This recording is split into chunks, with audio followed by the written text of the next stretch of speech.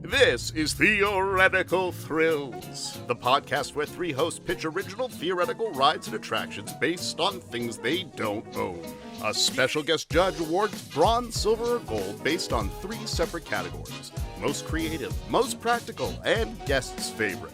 Whoever has the least amount of points at the end of the season must drive to Disneyland, touch the first gate, and drive home. With bragging rights on the line, the hosts will try to pick each other's ideas apart through gentle ribbing. So sit back, relax, and stand clear of the moving doors as we present Theoretical Thrills. Theoretical Thrills, the theory of the thrill. Ladies and gentlemen, welcome to Theoretical Thrills. I'm your host, Oliver. I'm Brad. And I'm Spencer. And you might recognize or not recognize the fourth face here with us today. Ladies and gentlemen, welcome Zach. Zach, how you doing tonight? I'm doing pretty well. Thank you so much for having me on this podcast. Oh, thank you so much for joining us. We're going to be going on a fun adventure this week. But let's get into getting to know you a little bit more. Okay, yeah. So what's your background with theme parks? I noticed the Mr. Toad's Wild Ride shirt. Tell us about that. So yeah, I'm wearing a Mr. Toad's Wild Ride. You can't really see because I'm sitting down, but at the bottom it says opening day attraction. So as you can probably tell, I'm a huge Disney Parks nerd. I have an original Main Street Electrical Parade light bulb. Oh wow! I have a lot. Yeah, well, one of my family members actually used to work at the Contemporary Resort in Walt Disney World in Florida. My friends, like my roommate and all my friends, they know me as the Disney dude. And actually on my YouTube channel a couple months ago, I released a video. What's the channel's name? The name of the channel is just Zach Timson. It's just my name. I was watching Animaniacs, that clip of Yakko Warner doing the countries of the world. And I was like, yeah, and I was like, I should do that with every attraction at Walt Disney World. So that's what I uploaded a couple months ago. It's a parody of that song, which in itself is a parody, but I rewrote it to be about all the attractions that in the theme parks. I didn't include the water parks or the golf courses or Disney Springs or anything.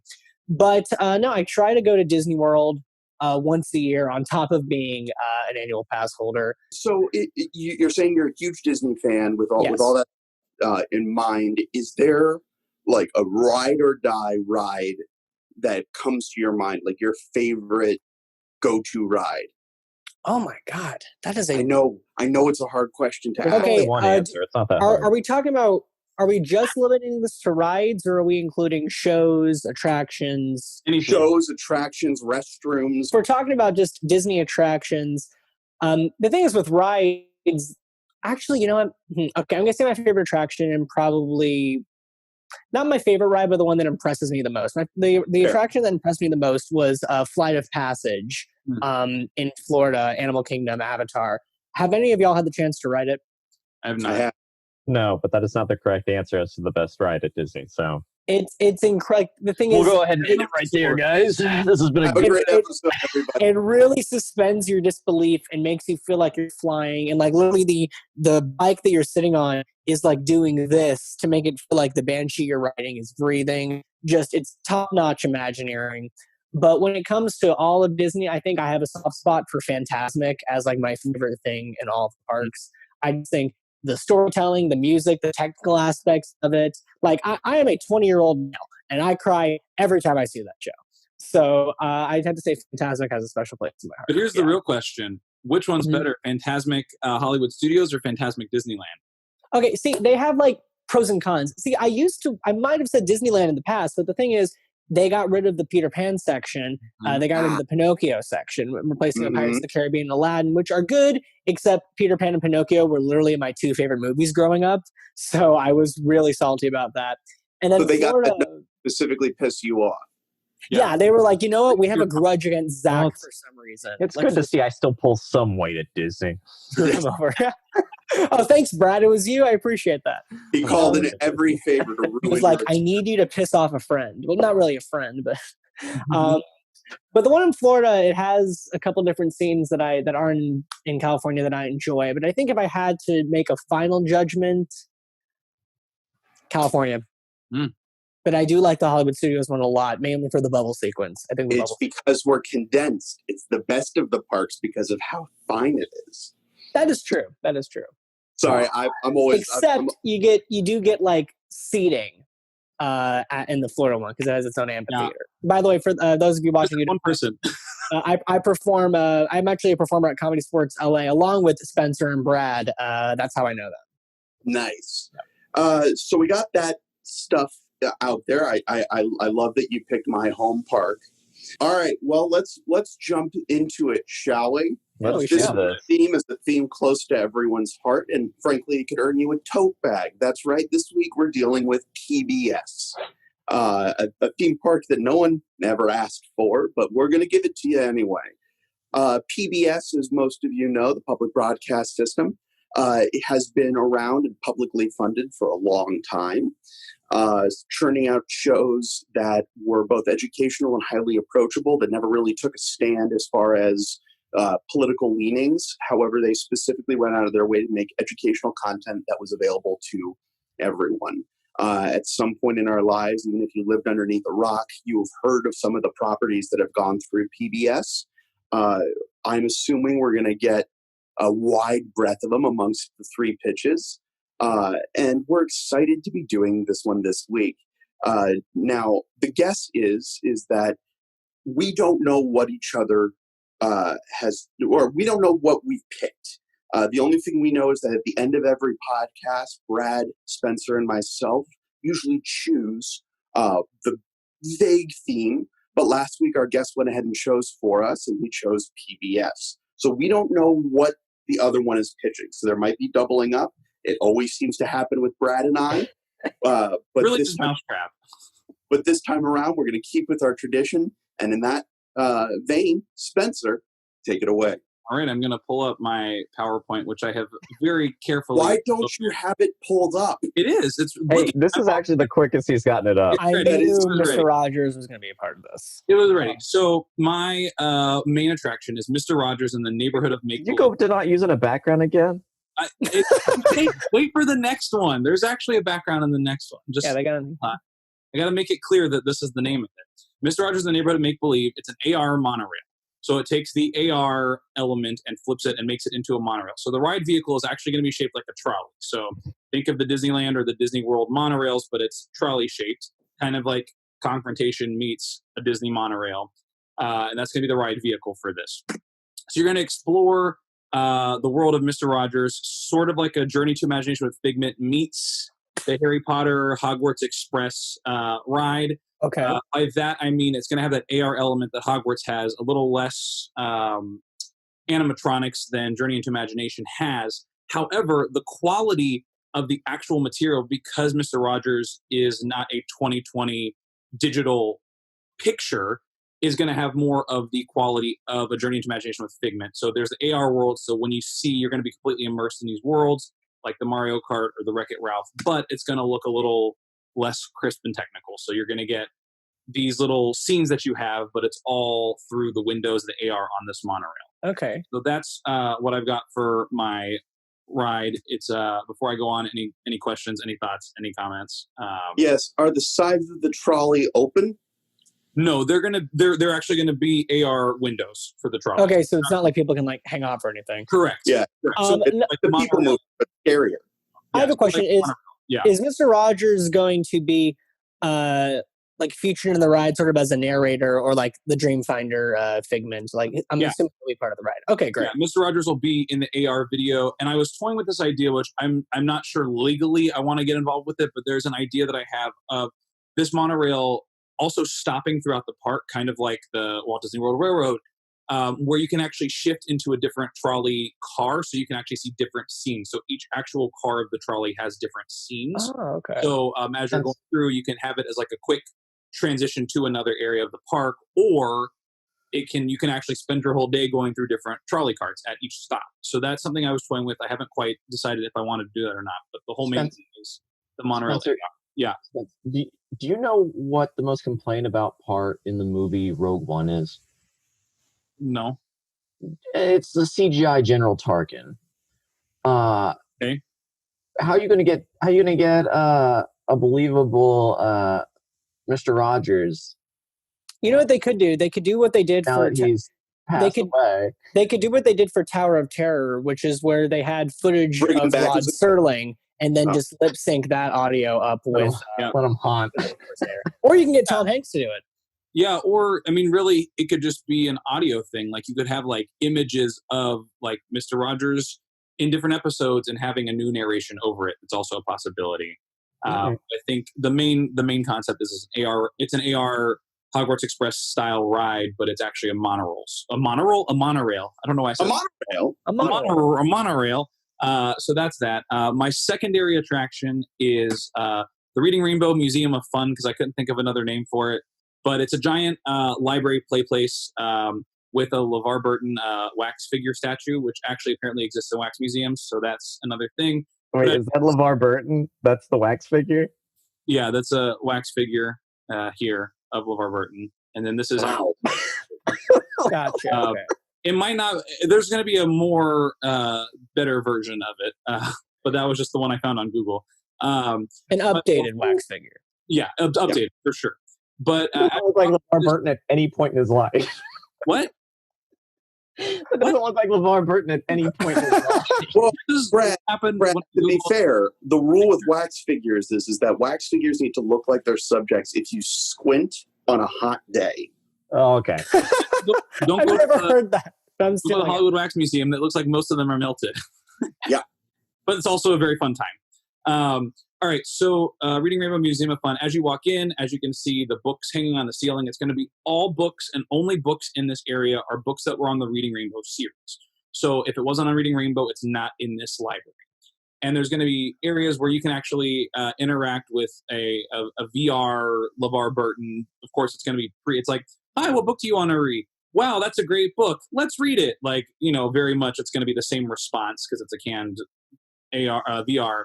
But there's also going to be this fun thing that I actually realized I don't have all of I had pictures of slides, but it's going to be this play place. For whatever reason, I got ball pits again, but there's going to be a giant rainbow colored slide. So it's going to be red, orange, yellow, green, blue, indigo, and violet all the way down. And each one kind of does its own thing. Like the red is a squiggly, swoopy thing. I don't know how to describe it. Orange slide down. The yellow is like the Discovery Zone slide. If you've ever been at Discovery Zone, where it like kind of hurts your butt while it rolls, but it's also really fun and you want to do it multiple times. So each slide itself is going to have its own different one of these kind of things. Yeah. So it's going to have like its own like different attraction element. So you can actually ride each of them and get a different experience on the Reading Rainbow slide, if you will. So that's my little Reading Rainbow Museum of Fun. And then I had done another thing, which was I'm not as big of a fan. It's just Antique Roadshow Live. So I don't know if you want to include this one, but you're gonna take the live show and actually just make it live. Well, there's actually a tour of Antiques Roadshow. I know. That's what I'm saying. You're taking the live show and just making it live. Yeah, it's like Fear Factor Live, but Antiques Roadshow Live. Would they be filming? The title. It's called the Antiques Roadshow. Yeah, would they be filming episodes, or is it just you walk around and like pitch it to me? This was the idea that I was like, this will be fun, and then I was like, I don't really know why people would see this at a theme park, so I just kind of. But people love this. People love seeing these things. I think what it would be... People love watching it on TV. It would be a hybrid, like, basically you'd have contestants, like a Price is Right kind of thing. And there's actually like a warehouse full of just like objects. And they're like, okay, you have 5 minutes to find an object that you think is worth a lot. And then it would be... And then run with it? and then bring it back and we'll like price it out. And then the idea is it's like a mockumentary version of Antiques Roadshow Live, where there's contestants who are picking out something that they think might be worth value. And even if everything's worth like $5 and one's worth $10, the person who wins the $10 value item wins like an express pass or, a free food voucher or whatever. So it's an audience interactive game, kind of similar to Hollywood Studios, MGM at the time, like their Who Wants to Be a Millionaire Live. Yeah. Yeah, okay. And you could win an express pass, so choose which slide you want to go down. Yeah. Exactly.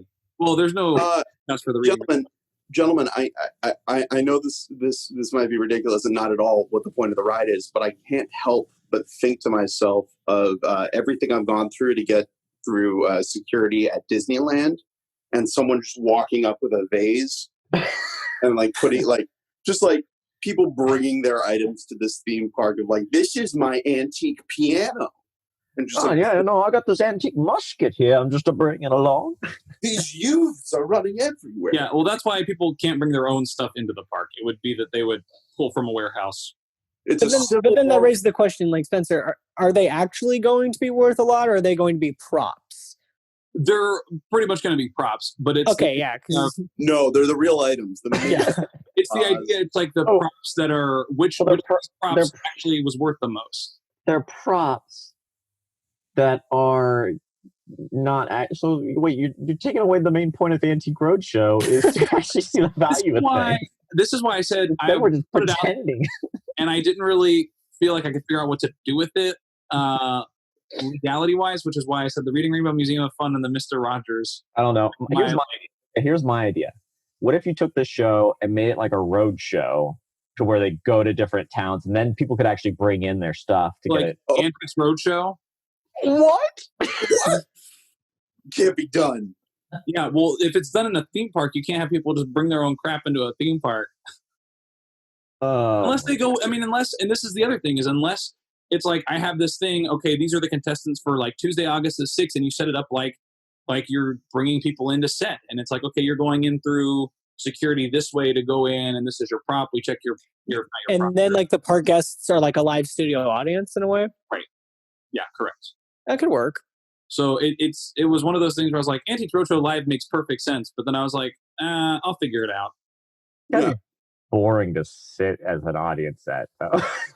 This is the thing is, do you know how many episodes of that show have been on TV where you're literally just watching people do it from home? You can do other stuff from home. If you're at a theme park, like, and there are rides. Oh, I can hear people enjoying that. You know what? I'm going to go inside. 24 seasons of this 45 minutes. You know what it sounds like? It sounds like the place that, like, when the kids want to take a nap at like 3 p.m., 4 p.m., the parents go in there, rest their feet. The kids it's the air-conditioned room. Yeah, it's like the great moments with Mr. Lincoln of PBS land. Or what it actually is it's an emotional roller coaster as you find out that the heirloom you have is not real, and it sends you. It's okay. So those are your pitches. All right. Yes, those are my pitches. All right, Brad. So here's what I've chosen. PBS is a great channel. I have a almost 2-year-old. Wow. So I came at PBS at a very different thing. I came a little more modern because here's the thing. I love the classic PBS and stuff like that, but if you really want to get the people to come to a PBS park, you got to get the kids. And so my first thing I have is a ride based around Molly of Denali. Now, if you have not watched Molly of Denali, it is a amazing cartoon. It deals it goes into like a lot of heritage for the Alaskan people, and like it's so good. Well, there's specifically an episode where they want to watch the eggs hatch of a bald eagle, but the webcam gets knocked out of place, and so they have to go up to the mountain and to fix the webcam. So what we would be doing is a ride track similar to that of like Dinosaur or something like that, except your vehicles are going to be ATVs like they use in the actual show. So you'll start off in the town. You sort of get in the like town community centers where you're sort of getting the story of like, oh, the camera's busted out and stuff. Like now we got to go up and go fix it. Come help us fix it and stuff like that. And so you'll get to go through the Alaskan wilderness up the mountain to where it is, where this camera will be.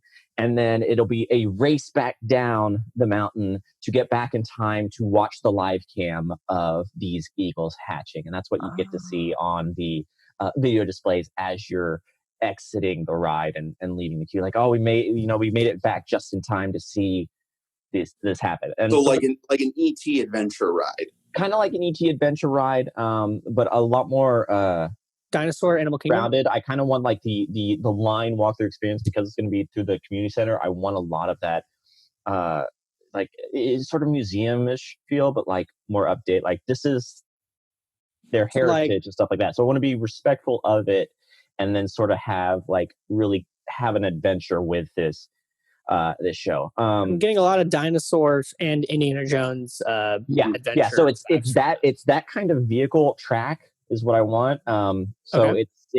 The vehicle itself you can feel the bumps as you're going up the hill and stuff like that, and it's going to allow for a little bit more movement of the car, but it's not going to be terrifying for little kids like Dinosaur is. Gotcha. Great ride, but it's a scarier ride for kids. So that's my ride, the Molly of Denali ride. Now my second attraction is I knew Mr. Rodgers' Neighborhood was going to get pulled up, but Mr. Rodgers unfortunately has passed away, and I don't want to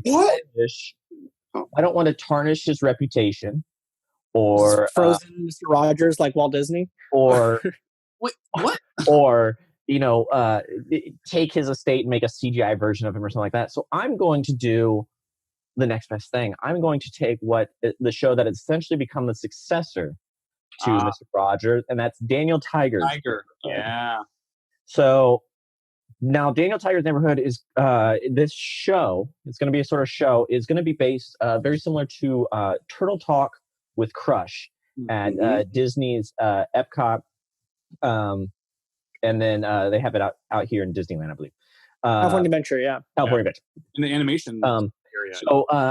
So the way this works, for those who don't know, is it's actual CGI like puppeteering with a live actor who's improvising and having a basic show with the audience. So they have cameras so they can see the audience, so he can actually interact with the audience. So this is going to be Daniel Tiger. You're going to be coming into his home and being able to actually interact with Daniel Tiger.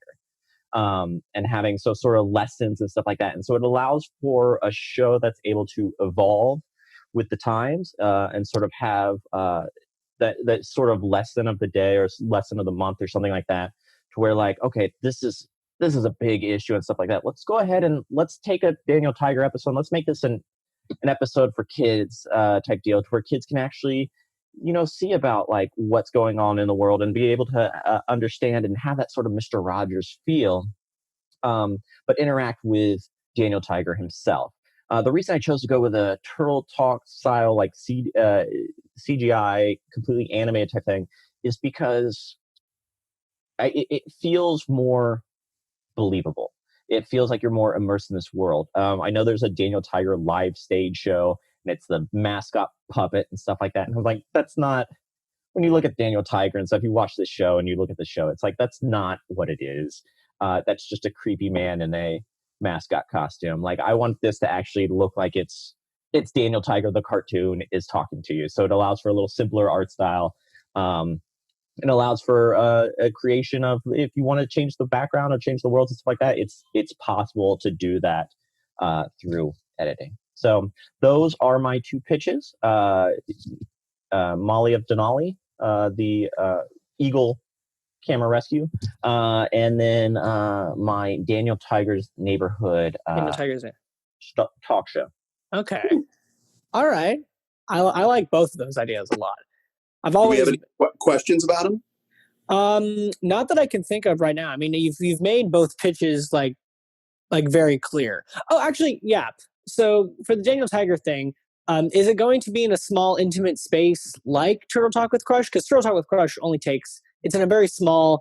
It's not going to be like a massive arena or something like that, because part of the thing is with Turtle Talk, and what I want with Daniel Tiger is it's the ability for the kids to communicate with the improv actor, with Daniel the Tiger, or like with Turtle, because if it's too big of an area, then it's a bunch of screaming kids not getting to interact.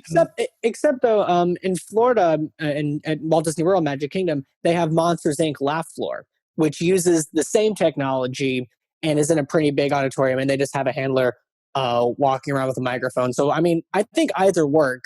I'm going more Turtle Talk. I've done Monster Inc. as well, and I think the Turtle Talk works better. I think it does too. Okay, I was just making sure. Yeah. Yeah, there's something more about the intimacy of because it feels like he's talking to you as opposed to he's talking to everyone. Yeah, because also Monsters Inc. Laugh Floor theme is like we're doing a show and trying to get as much energy to fill the thing. Okay. Yeah, great. Anything Awesome. else? Cool. No, I think that's all my questions. Thank You've you. made your pitches even without the pictures there. And guess what I didn't use this week? Our favorite AR. Hey, gentlemen, let's talk my pitches, shall we? So let's talk one of my favorite and something that has resurged over the past few years with Twitch and stoner culture and humor, and that is the joy of painting, featuring Bob Ross. So my ride, right out the bat, is basically a split between Mickey and Minnie's Runaway Railway, where it's the idea of you're seeing things painted and built right in front of your eyes, mixed with the revival from the early 2000s of Sunday in the Park with George, where basically the whole idea behind that show, if you're not familiar with the musical, is that he's trying to get to the final painting of Sunday in the Park. And to do that, he has all these models and he's choosing all these things. But as in this rendition on Broadway that they did, they had white canvases that were shaped like these different objects that would be projection mapped in. So here is what my idea consists of. Very similar to a Mickey and Minnie's Runaway Railway, you're going to be loaded onto a palette. So it'll be the artist's palette, basically. Okay. You'll get onto that, and Bob Ross, via audio engineering, will be able to, because of the way that show was shot, he said a lot of things that could be applied. Yep. So we'll have him do your safety instruction as he's going through. But when you get onto the ride itself, it will be stark white. None of the details will be painted in, and you will actually go backwards through the ride. Very similar to Maelstrom in the sense that it's going to send you through the same path twice. Mm-hmm. Okay. As you're backing up through the blank canvas, you're hearing things about art and you're hearing things about that sort of stuff. But as you go back through it, live in front of your eyes, a projection map ride will be drawn and painted in. So the different landscapes that he liked to build with happy little clouds and birds in the background will all be drawn and painted in front of your eyes. Giant paint strokes, palette knives, things like that. But the idea being that when you go through it the first time, just like the old magician's coloring book, it's black and white. You just see just the frames of generally the objects, but nothing's been colored in. There's no wonder or imagination involved in it. The idea being like, can you imagine what would go over here? And like that white area might blink a little bit. And as you go right back through the ride, you'll end up seeing all these different colored items going in. Now, the beauty of this is because you're backing up through the ride and you're not looking behind you, you're going to actually have the same colored ride already displayed as the next car comes back in. So basically, as one car goes out, you'll pass each other at a turning point, and it'll bring them back in, allowing for more people to ride this ride consistently. Okay, yeah. The other side of it is because you're riding in a palette, the ride car that is in front of you as you're backing up and as you're going back down will look like a artist's palette from behind. So you'll be hidden. The riders themselves will be hidden behind, like basically like a wad of paint. And that paint will be projection mapped on top of it to look as if the paints are dwindling down as it gets further towards the masterpiece. So that is the joy of painting, the Bob Ross experience. Very nice set in the ride. I'm sorry? Very nice and white set in the ride. Yes. So you're saying you go backwards first and then forward. Yes. And as you're going backwards, you're seeing everything is white while Bob talks about the history, and then when you go forward, because of projecting it looks like everything is like being painted, being colored in and sort of brought back into it. So you see, the elements, so we sort of see the way that when you're going backwards, we're seeing the sketch lines being drawn, kind of your guidelines of where you're going. And as you go back through it, you're going to be transported through these drawn and painted worlds. You said that they're passing each other, and so they're just seeing the same image then. That's the fun part. While one car is going backwards, the other car is going to be going forward. So you're going to have a passing point. They are seeing the same image in that regard. But what we're going to do is we're going to keep rotating the car so you're not looking at the same spots. So you can subtract color from it. Wouldn't it be easier just have one go forward and one go backward? Yeah, just to have them go forward the entire time, turn and go back forward the other way. So I thought about that, and one of the reasons I like this linear design with basically two sets of cars that are going to be rotating to prevent each other from seeing the other occupants is because it has a low form factor as far as building layout. And there's a reason for this with the other things that I've included. So basically the idea would be it would be a longer tunnel-like building rather than a full ride show building. So it's a small footprint. I'm confused as to this whole going backwards and then going forwards thing when it doesn't actually matter because they're going to be rotating. Go forward and they just turn around. If that would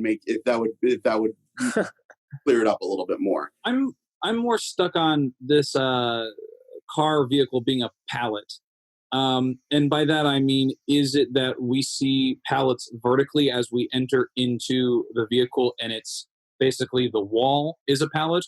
Or are we sitting in a pallet, like in a little like hole? Where you're in a hole in the pallet itself. So think about like a modern plastic pallet.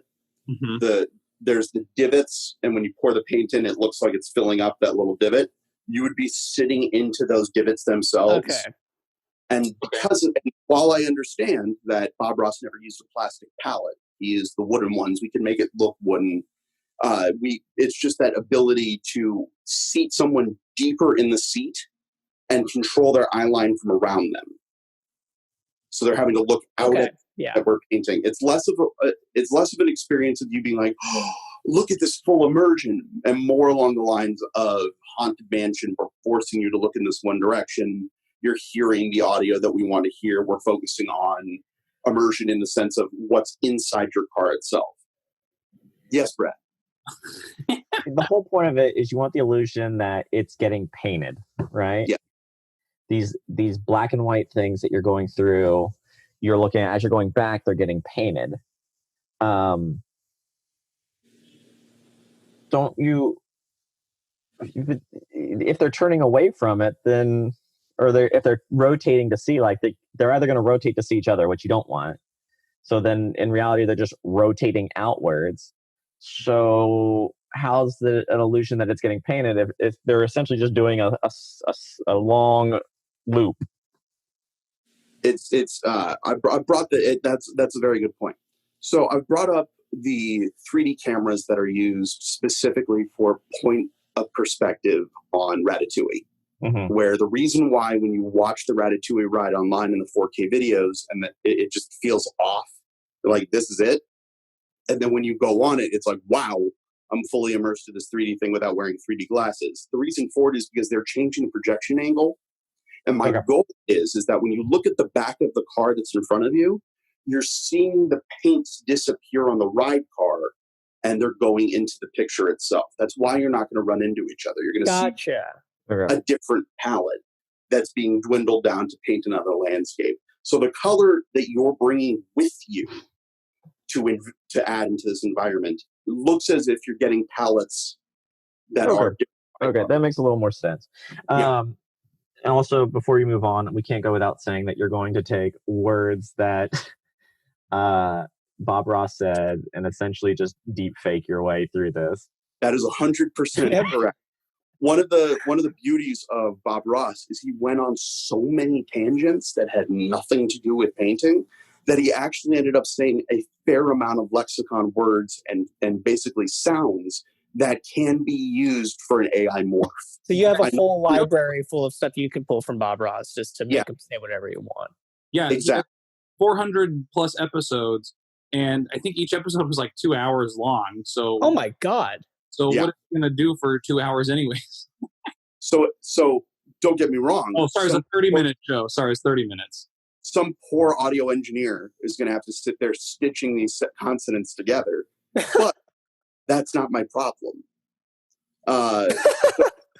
So here's the beauty of it. At the end of the ride itself, you'll get off the ride car and you can purchase the portrait that you enjoyed the most. So, oh, that's cool.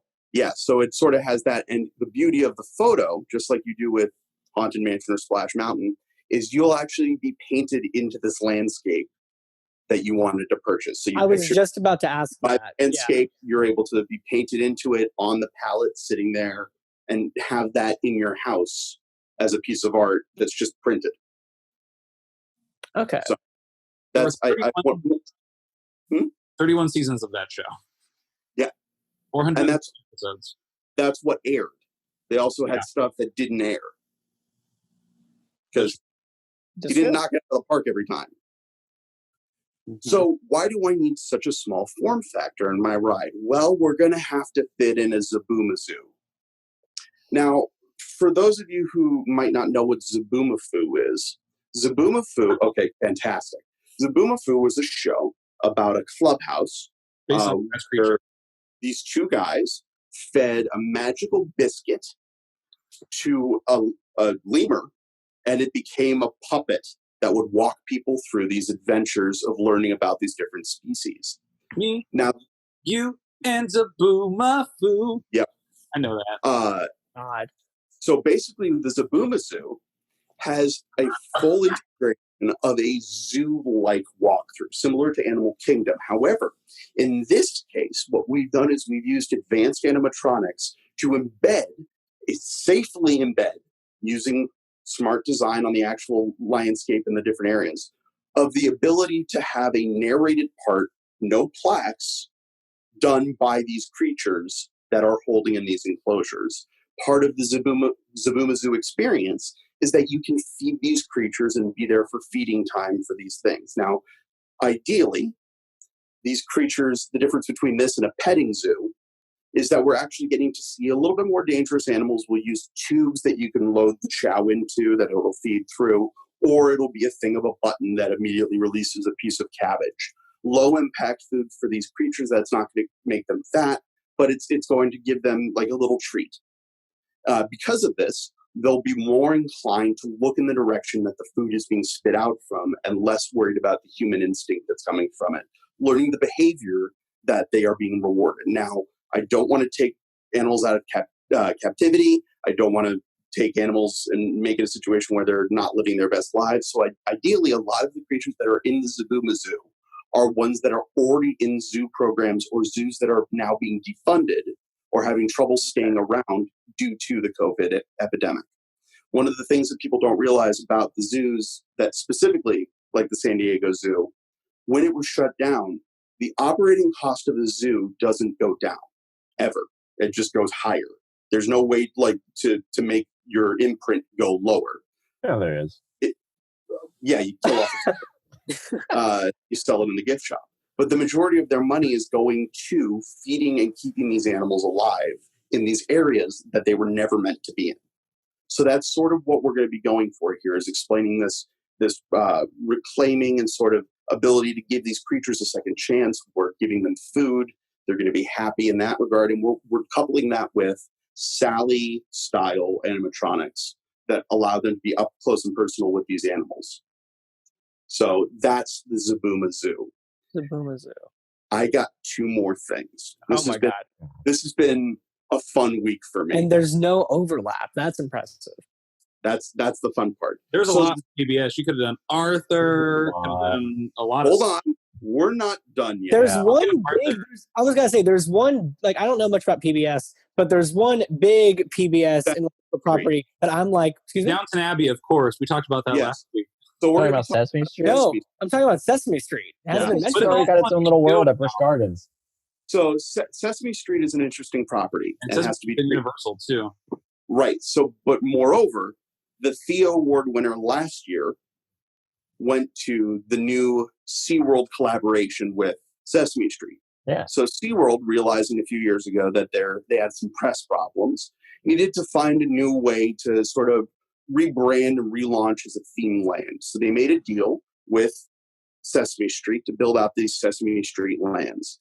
They are, gentlemen, I can't even begin to say how truly special they are as to style and ability that they've done. It reminds me a lot of Islands of Adventure, what they did with Seuss, where you're sitting there and you're paying tribute to it.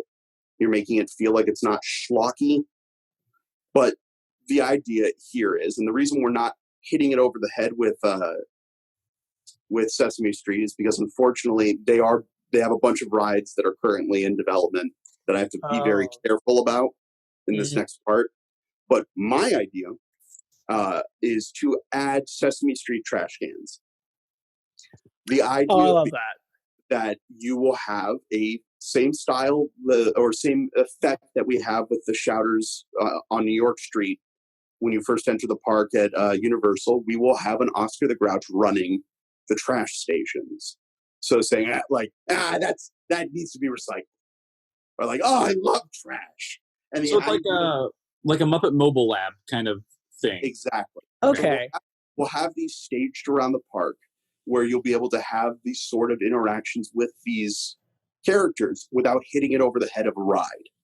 So this is more of an attraction, but it's the idea of having Oscar the Grouch in these different locations, not having to hide our trash cans, embed them in somewhere, taking a note out of the Disney playbook of having the interactive trash can, the idea of an Oscar the Grouch rubbish station. You can ask him for directions. So how can he get to Sesame Street? He'll be frank. He has no idea. He just ended up here. But it's that idea. And we're also playing with canon because of the Oscar the Grouch movie. So we have that. Wait, now, Oscar the Grouch movie, are you talking about Elmo and Grouchland? Or is there another movie? Okay. Or the SNL parody of Joker called Grouch. Called Grouch. I wish I was designing the ride around the SNL parody, which shout out to those writers. My God, did they do a great job. That was one of the best sketches of the season. Absolutely. Oh, it was so good. All right, now finally. Wait. We didn't know. Did we figure out which Grouch movie you were talking about? Were you talking about Elmo? Yeah, Elmo and Grouchland. Oh yeah, no, Elmo and Grouchland. Gotcha. Okay. It's the idea that the trash cans are tubes that transport you to the next. Like that's how they travel in Grouchland. Then garbage truck. Gotcha. Okay, so one of my favorite PBS series that is rarely acknowledged for being a PBS series is Curious George. So here's my idea of the Curious George experience.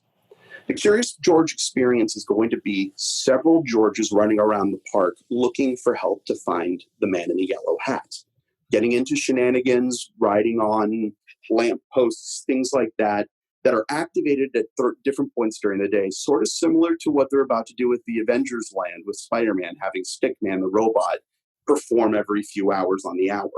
The idea being these specialized animatronics are going to be causing curious-driven mayhem throughout the park at different points in times. They can show up randomly. They are not scheduled to be performed at certain times. The idea being is that you're creating a unique experience for the animatronic that is viewed at that time. So him pushing over a sign, it could be an animatronic inside one of the vending stalls that gets stuck in the popcorn machine. These events that are part of the park itself are controlled by the operators dressed as the man in the yellow hat. So these little experiences on curiosity and behavior dynamics are infused into the park itself. So we'll have things of Curious George sort of doing something that it'll be behind a barrier that's not appropriate for the kids to go over. And the idea being that's like, what are you doing over there? Without yelling at the children to do not go over into this area, you're able to see the reprimanding or the bringing back of George into the idea of this is how you behave. Because that's what Curious George was for. So these random sporadic moments will happen with Georges hidden around the park. And that's my idea for the Curious George interaction experience. So the Curious George thing it's to sort of enforce good behavior amongst young park goers. So you don't have a kid, which is obvious. Yes, because I guarantee there was a monkey. Would your child be scared of this?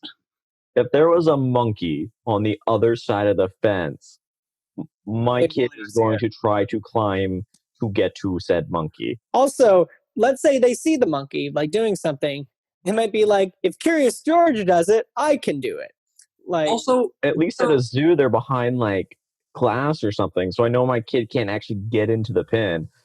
Rest in peace, Harambe. but I just. Also, did you say that they are just random animatronics that are just randomly placed by the man in the yellow hat? Is that correct in my... No. So the activation of these showpieces they're placed around the park with logic, but they're triggered at random times. There's no way to know where it's up. The idea being popcorn, someone's going to press the button. Could be at 2:00 one day, it could be at 5:00 another day. It might not appear that day. Okay. So the question is, would you advertise it as the King George experience, or would it not be a listed attraction at the park because there is no set time or set... Bingo. So first of all, I want to do the Hamilton version, which is the King George experience, which you just can, which is we put King George in a popcorn machine and it's just Jonathan Groff going, put. And he's just drooling from push. No, so the idea would be that these are... Say, I'll be back. Oh boy. Be back. Soon you'll see. So my idea behind these, and yes, I understand what you're saying, Brad, and I can make an alteration to the idea of if it is behind a fence or if it is behind something that is going to draw the kids to it. The idea being that the place where the animatronic is so far out of reach of the child that the man in the yellow hat is the one drawing attention to the solution of the problem. So, for instance, if Curious George is hanging on a sign somewhere and all these kids are pointing up, you can have a man in the yellow hat run up and be like, George, what are you doing up there? And the idea of the kids out of the way. The man in the yellow hat sounds like Shaggy. The man in the yellow hat is Shaggy? Basically. What are you doing up there? Special little moments that create full immersive situations that are unique to those kids. Okay. But the thing is, it's not like, I mean, you look on the Disneyland app, it has everything you could do in the park. If there was a PBS Land app, it wouldn't say the Curious George experience. That's just something that they might stumble upon.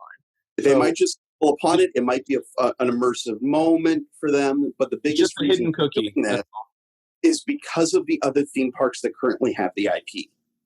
So the rides and attractions that are currently purchased for it, you can't redo. I can't just make a hat spinner ride and say that this is the Curious George ride.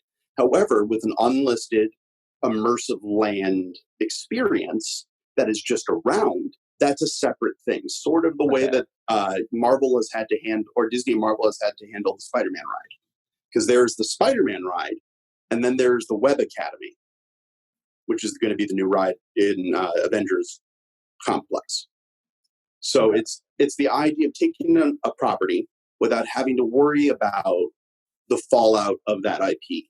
Okay. That's also sort of the reason I went with the Grouch, Oscar the Grouch rubbish bins, because of the fact that those aren't things. Because the IPs already have attractions? Exactly. So these are. So to recap, you have a ride that's going to be using words out of context from a man who has passed away. Yes. You have a zoo. Excuse me, Zabooma Zoo, which is named after a lemur who passed away in 2014. Correct. The Memorial Zabooma Zoo. And the whole premise of their show, The Wild Kratts, and Kratts Creatures, which was the first Kratts Creatures, is definitely does not come across to me as wild animals in captivity, but you've got that. That's Zaboomafoo and not Wild Kratts. And you have a trash can experience, and then some random animatronic monkeys with all right. Wow. So and those are mine. I will take all questions. I think we've answered most of your questions. You've answered, like, we've kind of along the way just been like, wait, what? And you've clarified a lot. Wow. Okay. Yeah. All right, Zach. So now we're at a moment where you get to sit here and come up with. You can ask any final questions you have. It sounds like you're pretty good on that front. But Spencer, what are the 3 categories that Zach is going to be awarding today? Yeah. So the 3 categories are practicality, creativity, and overall favorite. So practicality, something that seems like it actually would be like the one that seems like it'd be most likely to be an attraction in a park. Creativity, the one that you think is the most creative, and overall favorite is the one that just tickled your funny bone the most. Okay, I think I've got my choice for most practical. I just need to choose most creative and favorite because I'm well. Let's go over practical then. Gotcha. For me, Brad, I hate to burst your bubble, but I'm actually going to award most practical to the Mr.Rodgers AR monorail. That's more practical. I out of all the ones, that one just it seemed like it would just fit really well as an attraction within the park. The thing is, when people think of PBS, they think of Mr.Rodgers, and I just define practical for Zach here. Practical is whatever he thinks it is. Oh my! Here's the thing: I was told that practical is the one you can most envision in the park. That's what I was just told seconds ago, and I was like, okay, well, the one that I can most envision in the park. Mine are both based off of rides that actually exist already in parks. Brad, nobody likes a sore loser. I'm a sore loser. It's just, I feel like maybe you got the favorite, and now he's reconsidering his options. Yeah, Who invited this guest? Oh, Spencer did. I'm just saying, I really like. I think Mr.Rodgers is probably the most practical. Now, for most creative, I'm torn between two. But I have to award one. Why don't you debate the two? Yeah, you can say it out loud if you want and debate the choices and then come up with your favorite. Gotcha. The Molly of Denali Eagle Chase and the Art of Painting Railway. Mm-hmm. For me, I view those as the most creative.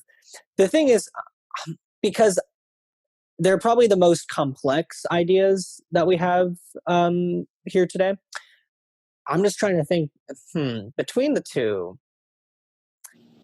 I'm trying to think what has. I'm sorry, Brad, but I feel like Molly of Denali Eagle Chase, while it sounds a lot of fun, is very similar to Dinosaur, and the Art of the Painting Railway does sound like I don't want to say the idea wasn't an original concept because it was. But the Art of the Painting Railway, he used Maelstrom to describe, as well as Haunted Mansion. And you're sitting here telling me that it's an original idea when he literally named other rides to describe. Dude, you named Dinosaur and Indiana Jones. It's because it goes backwards, Brad. Mine is not Dinosaur. He's just caught up on the directions. Oh my god! Wow, well, Brad is making me rethink every single one of my choices. I should be, because no, you shouldn't. You're doing a great job, and your choices are valid. But I'm going to have to go with. You know what? I actually think I want to go with Molly of Denali. No, I don't want your pity vote. I'll take it. Give it the. Okay, fine. Brad denied it, so I'll give it to the Art of Painting Railway. Second choice! And my favorite, and Brad is going to hate me for this, is the Curious George experience.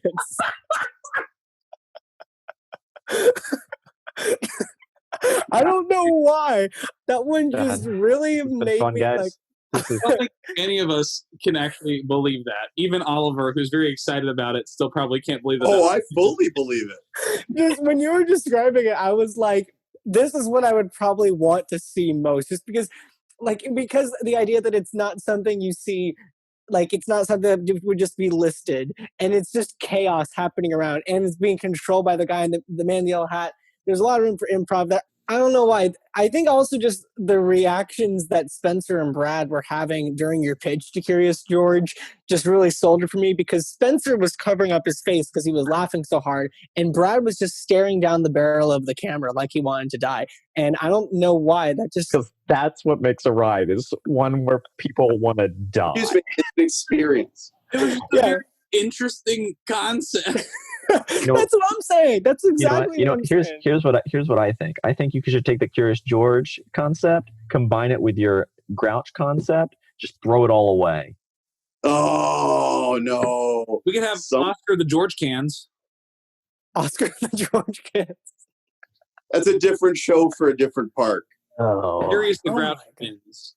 Brad, I want you to know I loved both of your ideas. I don't need your pity. When I was given the categories, I was like, okay.